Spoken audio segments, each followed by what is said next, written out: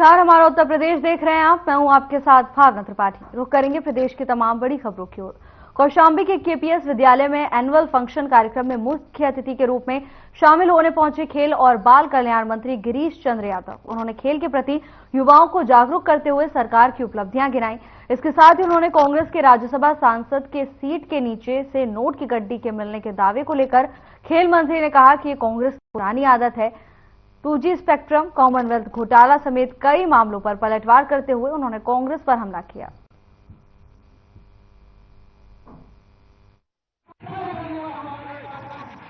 आज यहाँ खेल का महोत्सव का आयोजन था। निश्चित रूप से बहुत अच्छा आयोजन हुआ और सांस्कृतिक कार्यक्रम भी लोगों ने प्रस्तुत किया। अभी हमारी खेल की गतिविधि प्रारंभ होने वाली है, आज उसका उद्घाटन हुआ है। निश्चित रूप से खेल की गतिविधि से युवा हमारा जुड़े, ये प्रयास जो चंद्र जी का है और खेल के लिए उन्होंने एक स्पोर्ट्स कॉम्प्लेक्स भी बना रखा है। इसके लिए संजय जी को बहुत ढेर सारी बधाई है, शुभकामना है। ये हमारे जो होनहार लोग हैं, जो पदक जीत सकते हैं, उनके लिए यहाँ इंफ्रास्ट्रक्चर भी उपलब्ध है। खेल की गतिविधि के लिए जो है तो उस गतिविधि के माध्यम से जोड़कर लोगों को आगे बढ़ने का जो विद्यालय के तरफ से काम चल रहा है, बहुत अच्छा है।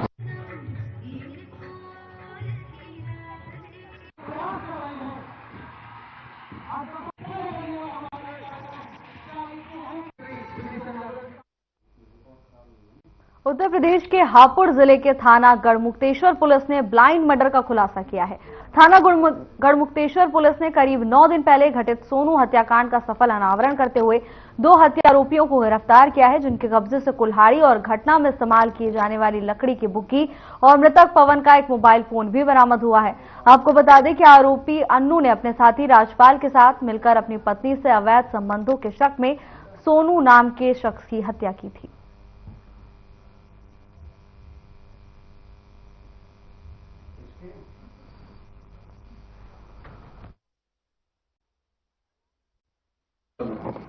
देखिए, 26 नवंबर को थाना गढ़मुक्तेश्वर में ब्रजघाट के पास में वन विभाग का जो पानी का प्लांट है, वहां पे एक युवक का, जिसकी आयु लगभग 23-24 साल प्रतीत हो रही थी, शव मिला था। शव को गोबर से ढका गया था और ये एक ऐसा प्रतीत हुआ उसको देख करके पोस्टमार्टम कराने के बाद में कि ये इसकी हत्या हुई है। चोटों से इसकी हत्या होना प्रतीत हो रहा था। इसमें 2 चैलेंजेस हमारे सामने थे। एक तो ये व्यक्ति कौन है, इसका हमको जानकारी नहीं थी, ब्लाइंड मर्डर था, और दूसरा मृत्यु का कारण क्या है, किसके द्वारा ये घटना करी गई है। इसमें थाना गढ़मुक्तेश्वर पर कई टीमों का गठन किया गया। कुछ टीमों ने इनकी पहचान करने का प्रयास किया, कुछ ने सीसीटीवी वगैरह देखा और बहुत सारे जो है सुराग को जो है डेवलप करने का प्रयास किया। अंततः पुलिस को कुछ ही दिनों में बहुत मेहनत के बाद में कुछ सफलता प्राप्त इसमें हुई और पुलिस ने ब्लाइंड मर्डर का आज खुलासा किया है। मृतक का नाम सोनू शर्मा है और ये ब्रजघाट, ये गढ़मुक्तेश्वर क्षेत्र का ही रहने वाला है ये व्यक्ति। तो फिर इसमें सोनू कोई बात नहीं है। खबर शामली से है, जहां शराब तस्करी में फरार 25,000 के इनामी को पुलिस ने गिरफ्तार किया है। इस मामले में एसओजी और कांधला पुलिस ने संयुक्त कार्रवाई की। वहीं शातिर अपराधी 4 साल से फरार चल रहा था। इस मामले में पुलिस ने 2 आरोपियों को पहले ही गिरफ्तार कर जेल भेजा था और अब फरार आरोपी जगतार सिंह को जेल भेजा गया है। जानकारी के अनुसार फरार बदमाश को पंजाब से गिरफ्तार किया है।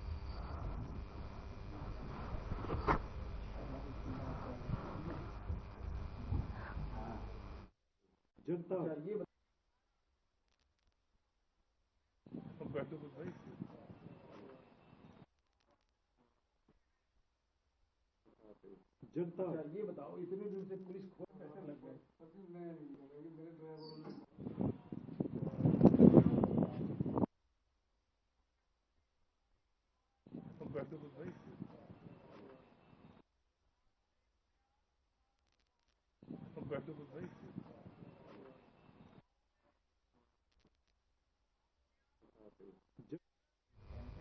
मैनपुरी के सिंघनी गांव से अजीब घटना सामने आई है, जहां कुछ बदमाशों ने गौतम बुद्ध की प्रतिमा को खंडित कर दिया। इसके बाद ग्रामीणों में आक्रोश देखा गया और चारों तरफ जमकर हंगामा हुआ। पुलिस टीम मौके पर पहुंची और स्थिति को संभाला, जिसके बाद थोड़ा मामला शांत हुआ। तो वहीं ग्रामीणों ने 2 लोगों के खिलाफ थाने में तहरीर दी है, लेकिन आरोपी मौके से फरार हो गए हैं। पुलिस ने अनिल कुमार और सूरज कुमार के खिलाफ संगीन धाराओं में मामला दर्ज कर लिया है।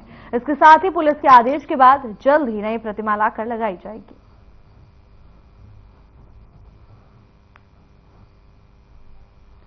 मैनपुरी में गौतम बुद्ध की प्रतिमा को खंडित कर दिया गया, जिसके बाद ग्रामीणों में खासा आक्रोश नजर आया। तो वहीं पुलिस प्रशासन मौके पर पहुंचा और घंटों की समझाइश के बाद मामला थोड़ा सा शांत हुआ। तो वहीं प्रशासन की ओर से 2 लोगों के खिलाफ मामला दर्ज कर लिया गया है।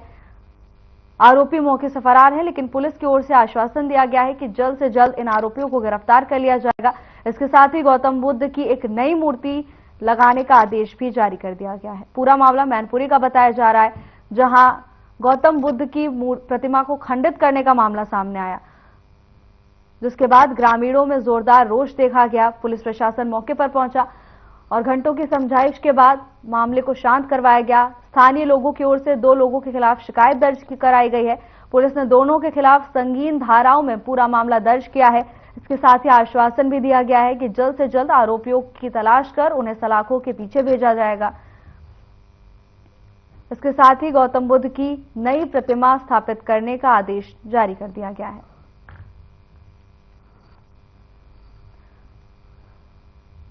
इस मामले में 2 लोगों को आरोपी बनाया गया है। स्थानीय लोगों की शिकायत के बाद पुलिस ने संगीन धाराओं में मामला दर्ज कर लिया है। तो वहीं आरोपी की तलाश में पुलिस जुटी हुई है। प्रशासन की ओर से आश्वासन दिया गया है कि जल्द से जल्द आरोपियों को गिरफ्तार कर लिया जाएगा। आरएलडी के राष्ट्रीय अध्यक्ष और केंद्रीय मंत्री जयंत चौधरी बिजनौर का दौरा करेंगे। आपको बता दें कि आरएलडी मुखिया जयंत चौधरी बिजनौर के थाना नठौर इलाके में आएंगे। नठौर में Chaudhary Ajit Singh memorial volleyball ground का उद्घाटन भी करेंगे और जनसभा को संबोधित करेंगे।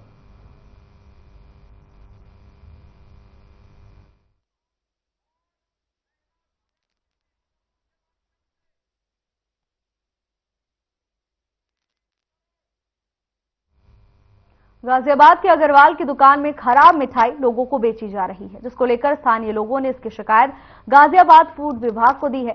जिसके बाद फूड इंस्पेक्टर ने मौके पर पहुंचकर सभी मिठाइयों के सैंपल लिए। तो वहीं पीड़ित, जिसका कहना है कि उनके घर पर लड़की का जन्म हुआ था, इसके उपलक्ष्य में उन्होंने रसगुल्ले मंगाए। इसके बाद मिठाई का डब्बा खोला तो देखा कि उसमें खराब मिठाई की बदबू आ रही थी। जिसके बाद वो मिठाई को वापस करने गए तो दुकानदार ने मिठाई वापस लेने से मना कर दिया और बदतमीजी करने लगा। जिसके बाद फूड विभाग को सूचना दी गई और आगे की कार्रवाई शुरू की गई।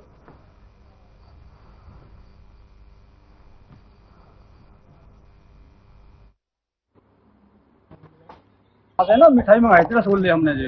लड़के को 500 रुपए देके भेजा भी था जी। 360 कुछ करीब इन्होंने पैसे दिए थे रेट में मिठाई दी इन्होंने रसगुल्ले जो।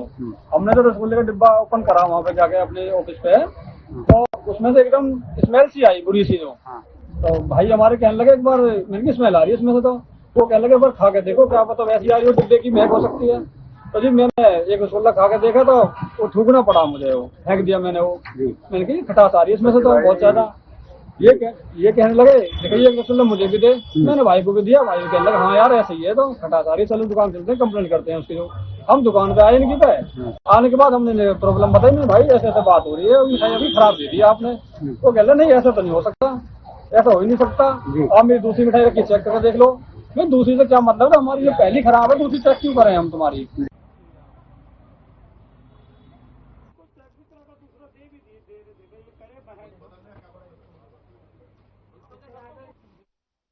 पहाड़ी इलाकों में भारी बर्फबारी के कारण दिल्ली एनसीआर में ठंड ने दस्तक दे दी है। दिसंबर महीने में शीतलहर ने दस्तक जैसा एहसास दिला दिया है। गाजियाबाद में पिछले 2 दिनों से शीतलहर का एहसास होने लगा है, जिससे गर्म कपड़े लोगों ने पहनना शुरू कर दिया है। गाजियाबाद के इंदिरापुरम में जगह जगह लोगों ने अलाव का सहारा लेकर ठंड से बचते हुए दिखाई दिए। लोगों ने बताया कि पिछले 2-3 दिनों से ठंड का एहसास होने लगा है।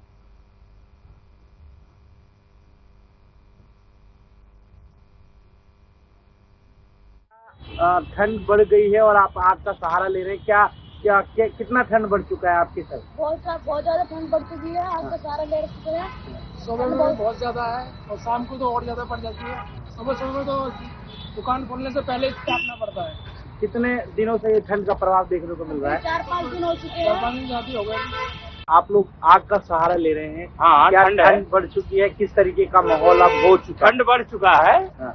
हाँ, और तेज ही बढ़ रहा है। धीरे धीरे हवा चल रही है, ठंड बढ़ रहा है। जैकेट पहने हैं, स्वेटर भी पहने हैं।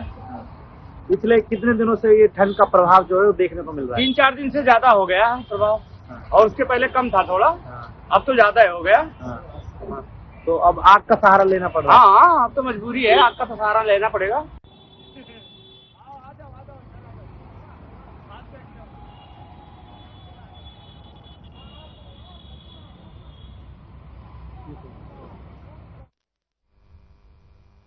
सहारनपुर और देवबंद में शांतिपूर्ण नमाज संपन्न हुई। जिला प्रशासन ने प्रदेश सरकार के निर्देश पर पूरे जिलों को 6 जोन और 21 सेक्टर्स में बांटकर व्यापक व्यवस्था की थी।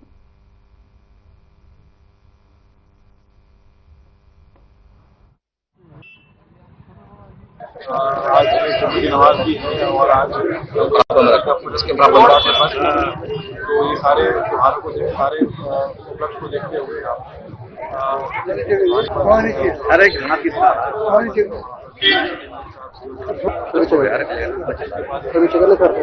वही आप आगे जाना भी चलती रहे। हमारी सोशल मीडिया पर कोई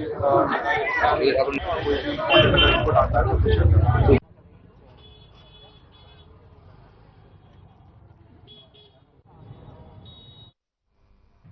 गाजियाबाद के मोदीनगर के विधायक डॉक्टर मंजू सिवाच ने धोखाधड़ी और साइबर अपराध का मुकदमा दर्ज कराया है।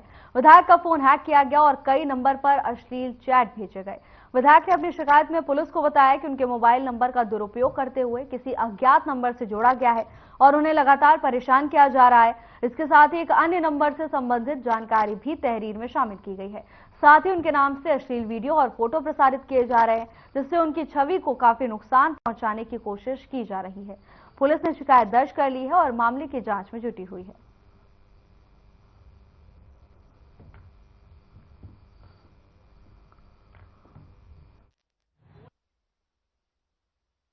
मुझे एक फोन आया कि आपका फोन का नंबर किसी और नंबर से भी अटैच हो गया है और उससे आपत्तिजनक सामग्री और जरूरत से ज्यादा कॉल्स भेजी जा रही हैं।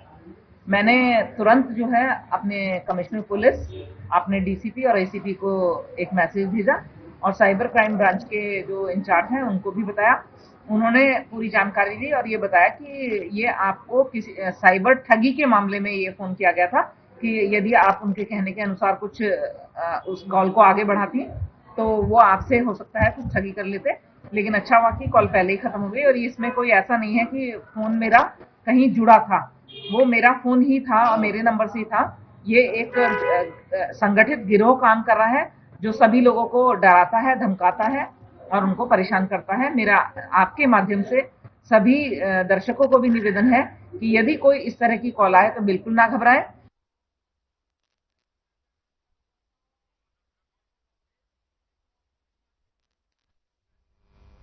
खबर महोबा से है, जहां चेयरमैन प्रतिनिधि ने स्थानीय पत्रकार को धमकी दी।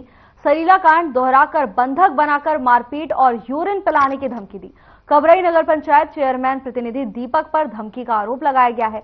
पत्रकार ने घटिया निर्माण की खबर का कवरेज किया था। पीड़ित पत्रकार ने थाने में शिकायती पत्र देकर कार्रवाई की मांग की है।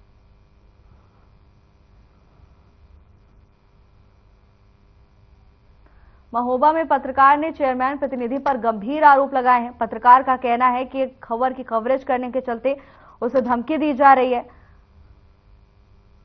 पूरा मामला महोबा का बताया जा रहा है, जहां पत्रकार ने चेयरमैन प्रतिनिधि पर गंभीर आरोप लगाए हैं। उनका कहना है कि खबर की कवरेज करने के चलते अब उन्हें लगातार धमकाया जा रहा है। तो वहीं मामले की लिखित शिकायत पीड़ित ने पुलिस को सौंप दी है।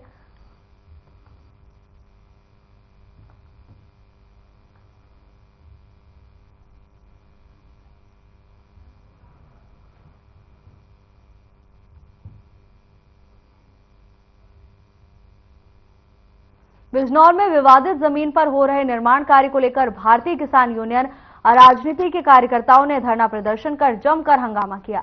हंगामे के दौरान पुलिस और किसानों के बीच जमकर नोकझोंक भी हुई।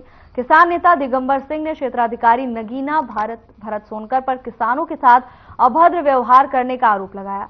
दिगंबर सिंह ने कहा कि सीओ भरत सोनकर की विवादित जमीन मामले में भूमिका संदिग्ध है, क्योंकि वो जमीन काफी महंगी है। पुलिस का काम जमीन पर कब्जा करना या हटवाना नहीं होता। फिलहाल किसानों के हंगामे के बाद निर्माण कार्य को रोक दिया गया है।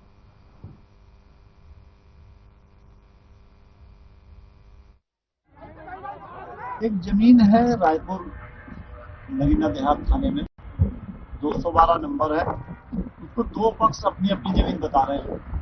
एक पक्ष का कहना है कि खतरे खतौनी में हमारे नाम है, दूसरे पक्ष का ये कहना है कि ये जमीन 1970 में हम दे दी गई थी, जिसका एक स्टाम्प लिखा हुआ है और तमाम कोर्टों में इनके द्वारा एफिडेविट दिए हुए हैं कि ये जमीन हम बेच चुके हैं।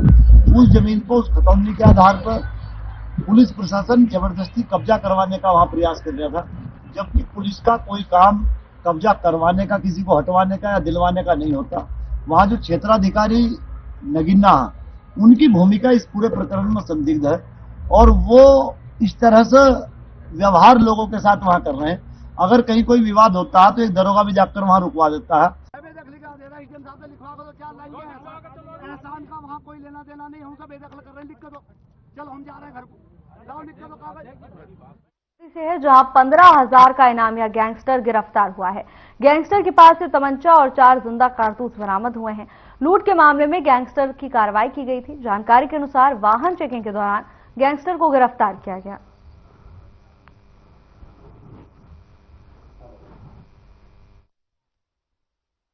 हमारी सर्विलांस टीम ने और यसो औंछा ने मिलकर के एक 15,000 के इनामी हर्षित राघव, जो सकरौली इटा का रहने वाला है, इसको गिरफ्तार किया है।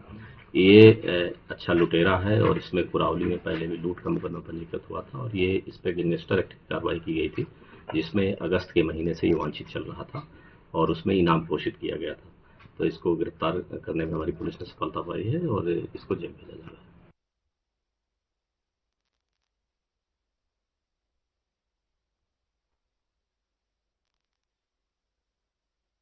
गाजियाबाद पुलिस ने एक ऐसे मिस्ट्री बॉय को गिरफ्तार किया है जो खुद को 31 साल पहले अपहरत बताकर परिवार में बेटा बनकर घुस जाता था। पुलिस जांच में ये सामने आया कि आरोपी बचपन से ही चोरी करता था, जिससे परेशान होकर परिवार ने इसे बेदखल कर दिया था। इसके बाद ये अपनी पहचान बदलकर 9 परिवारों में रहा। पुलिस के मुताबिक ये जिस परिवार में जाता वहां प्रॉपर्टी की बात करता है। पुलिस को आशंका है कि ये प्रॉपर्टी अपने नाम करवाना चाहता था। गाजियाबाद पुलिस ने मिस्ट्री बॉय को गिरफ्तार कर लिया है। आपको बता दें कि ये युवक अलग अलग जगह जाकर 9 परिवारों के साथ अब तक रह चुका है। आरोप है कि ये जगह जगह जाकर प्रॉपर्टी की बात करता था। 31 साल पहले अगवा होने की बात शख्स ने कही थी, जिसके बाद पुलिस ने इसे गिरफ्तार कर लिया है। जानकारी के मुताबिक परिजनों का कहना है कि ये शख्स चोरी की वारदातों को अंजाम देता था, जिससे परेशान होकर उसे घर से बेदखल कर दिया गया था।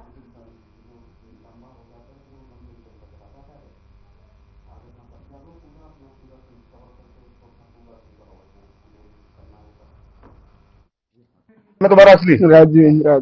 अच्छा, कहाँ के रहने वाले हो? राजस्थान गाना। क्यों रहते थे ऐसे बता के लोगों के? मेरी मम्मी है नहीं, मेरे बच्चे हैं, मम्मी खत्म हो गई तो मेरी दूसरी मम्मी और मेरे पापा मुझे कूट मारते थे, तो मैं घर से निकल गया। कभी कहीं रहता हूँ, कभी किसी के घर से रहता हूँ, कभी कहीं पे रहता हूँ। तो क्यों रहते हो ऐसे? 2 रोटी के लिए बस। कोई लालच भी था? चोरी चारी कुछ नहीं करता, जो पैसे होते थे जहाँ रहते थे उन्हीं को देता हूँ बस। और मैं 2 रोटी खा लेता हूँ सोने के लिए बस। कितनों के घरों में रहे हो? 2-3 जगह रहा हूँ बस। बताया तो ये जा रहा 9 जगह रहे हो? नहीं, 2-3 जगह रहा हूँ। तुम्हें कैसे पता लगता था कि ये यहाँ पे इस घर में कोई नहीं है? वो तो 1-2 बार तो मुझे खुद ले गई थे, कह रहे थे हमारे लिखा है, बाद में गिरे हमारा नहीं चला गया। 24 नवंबर 2024 को थाना खोड़ा पे एक व्यक्ति पेश होके उसने ये बताया कि वो 30 साल पहले यहाँ से उसे किडनैप करके ले गए थे, राजस्थान में रखा हुआ था, उसके साथ काफी टॉर्चर किया और किसी ट्रक ड्राइवर के मदद से वो अब वहाँ से रेस्क्यू होके यहाँ आया है और वो अपने फैमिली के तलाश में है। जब इसके बारे में प्रसार माध्यमों में, न्यूज़पेपर्स में चला गया तो फैमिलीज इसके लिए पहचान करने के लिए थाने पे आ रही थी। तभी एक साहिबाबाद की फैमिली ने इसको अपना बेटा भीम सिंह ऐसे करके पहचान लिया। इसने भी उस फैमिली को पहचान लिया तो उसको उस फैमिली को सुपुर्द कर दिया गया था।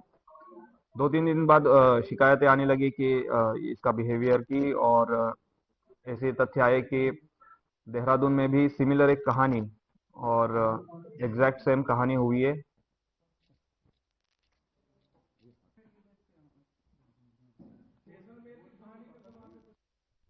उत्तर प्रदेश के संभल में जामा मस्जिद को लेकर हुआ बवाल अभी थमा भी नहीं था कि मुजफ्फरनगर में भी रेलवे स्टेशन के सामने बनी एक मस्जिद विवाद का कारण बनती जा रही है। इस मस्जिद को लेकर हिंदू शक्ति संगठन की ओर से पिछले 1.5 साल से मुजफ्फरनगर से लेकर लखनऊ तक शिकायत करते हुए जांच की मांग की गई थी, जिसमें टीम गठित कर कई स्तरीय जांच के बाद पाया गया कि रेलवे स्टेशन मुजफ्फरनगर के ठीक सामने बनी मस्जिद शत्रु संपत्ति पर निर्मित है। दरअसल बताया जा रहा है कि 1918 से इस जमीन पर कब्जा कर इसे वक्फ बोर्ड की संपत्ति दर्शाकर इस पर मस्जिद बनाई गई और शिकायतकर्ता संजय अरोड़ा का आरोप है कि उस मस्जिद को होटल नुमा बनाया गया है।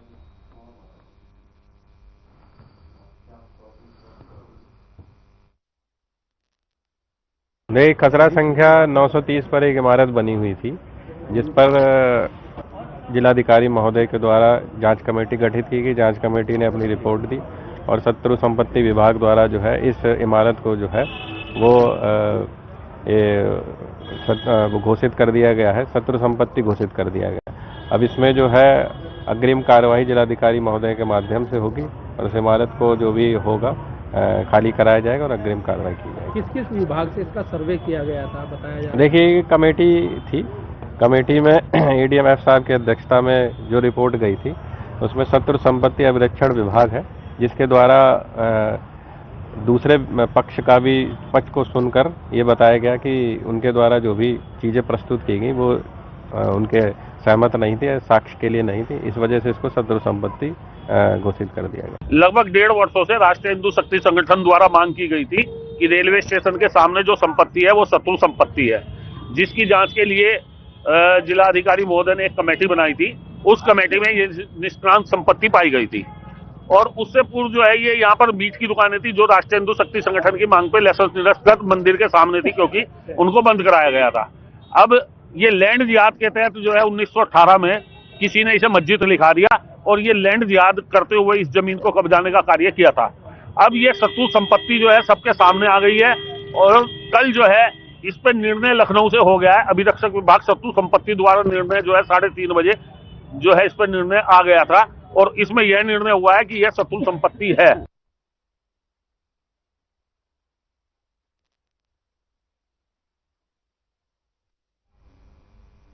खबर मैनपुरी से है, जहां करहल पुलिस को बड़ी कामयाबी मिली है। पुलिस ने गांजा तस्कर को गिरफ्तार किया है। तस्करों के पास से 50 किलो गांजा बरामद किया है। तस्कर एक कंटेनर में गांजा छुपा कर ले जा रहा था। आपको बता दें कि पकड़े गए दोनों आरोपी बिहार के रहने वाले बताए जा रहे हैं। आरोपी उड़ीसा से आगरा मादक पदार्थ लेकर जा रहे थे। करहल पुलिस ने चेकिंग के दौरान आरोपी को गिरफ्तार किया है। पुलिस अधीक्षक विनोद कुमार सिंह ने प्रेस वार्ता कर जानकारी दी।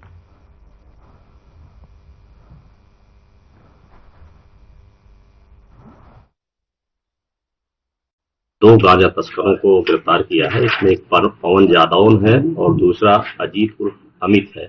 ये दोनों रोहतास सासाराम बिहार के रहने वाले हैं और ये इनके कब्जे से 50 किलो गांजा बरामद हुआ है और ये एक कैंटर में जो छिपा करके केबिन को काट करके इन्होंने बनाया हुआ था उसमें रख करके ला रहे थे और इनसे पूछताछ की गई तो इन्होंने बताया कि ये आगरा सप्लाई के लिए ले जा रहे थे और इसमें इसकी जो कीमत है वो करीब 5 लाख रुपए है और इन दोनों को गिरफ्तार करने के बाद इसमें सुसंगत धाराओं में एनडीपीएस की अभियोग पंजीकृत किया गया है। अभी इनके बारे में और जानकारी की जा रही है, पूछताछ की जा रही है और इन्होंने बताया है कि जहां पर इनको सप्लाई देना था और जहां से लाए थे उनके स्रोत के बारे में पूरी जानकारी दी जा रही है।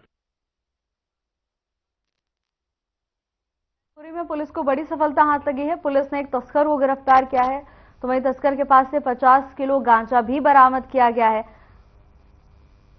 नशे की रोकथाम के लिए पुलिस की तरफ से ये ऐसे अभियान लगातार चलाए जा रहे हैं। मैनपुरी में पुलिस ने बड़ी सफलता हासिल की है, जहां 50 किलो गांजे के साथ पुलिस ने आरोपी को गिरफ्तार किया है।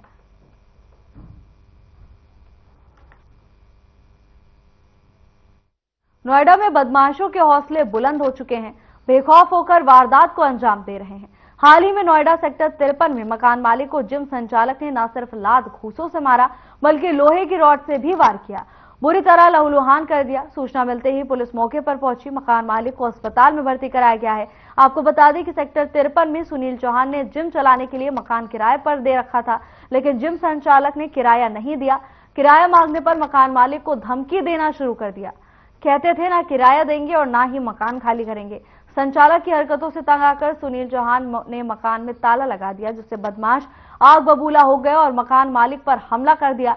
ये पूरी घटना सीसीटीवी कैमरे में कैद हो गई है। फिलहाल पुलिस बदमाशों की तलाश में जुटी हुई है।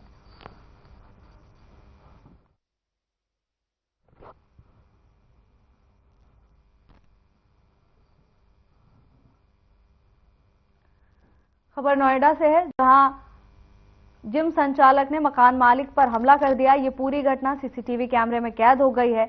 आपको बता दें कि मकान मालिक का कहना है कि जिम संचालक की ओर से किराया नहीं दिया जा रहा था, लंबे समय से जिद पर अड़ा हुआ था। तो वहीं मकान मालिक ने घर पर ताला लगा दिया, जिससे गुस्साए बदमाश ने उस पर हमला कर दिया।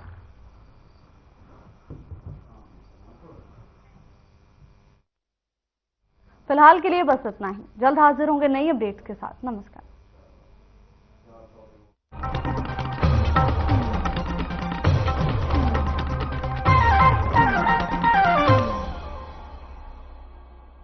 Struggle, obstacles,